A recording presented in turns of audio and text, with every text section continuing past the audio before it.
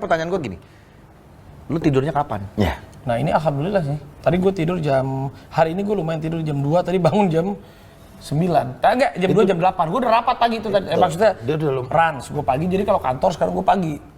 Itu si Prio kalau nggak ngingetin, gue lupa nggak kesini kan Prio gila aja. Tapi itu tidurnya... Tapi harus diingetin, maksudnya gue juga harus ada ngingetin. 2 jam, Jadi 3 jam, tidur 2 jam berapa tadi? Jam 2 malam? Iya tadi tidur gue jam 2, jam 2 itu termasuk cepat lah. Tapi normal gue jam 2, jam 3, pasti gue jam 6 itu bangun.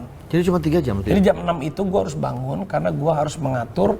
Bedanya gini, kalau kita di entertain, kita kan udah lama, kita ya bisa tahu jadwalnya. Tapi kan kalau kita lagi di ya sebagai utusan khusus ini, gue ini yang harus mengikuti ritme di sana lah setiap kementerian.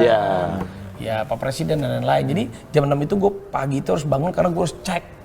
Gue harus kemana, jam berapa, supaya tahu gitu loh. Nah, Pi, ini lu... Jadi gue ngecek baru setelah itu bro, gue ngatur jadwal yang lain. Kita kan, kalau misalnya dunia entertainment kita udah tahu deh. Iya. Sekilas deh, sebagai utusan khusus presiden. Susah nggak sih, Pi? Kerjanya Nah, gitu. itu kerja gimana tuh? Enggak, sebenarnya semuanya itu susah. Entertain itu dibilang susah. Iya. Gampang. Iya. Semuanya itu gimana kita bisa menyesuaikan diri. Dan belajar terus juga Belajar. Bisa gini, kita di entertain kita udah 25 tahun lebih lah. Ini udah berapa? Kita udah di atas 20-25 tahun lah. Tapi kan kok kayak gini kita ngikut orang, kita harus mau lagi belajar dari bawah. Belajar lagi ya. Karena prinsipnya gue juga, kita kalau misalnya ada naik tangga, lebih baik gue naik tangga 1, 2, 3, 4, 5, 6, 7, 8, 9, 10. Saat udah di tangga paling tinggi, itu kan cuma 2 pilihannya.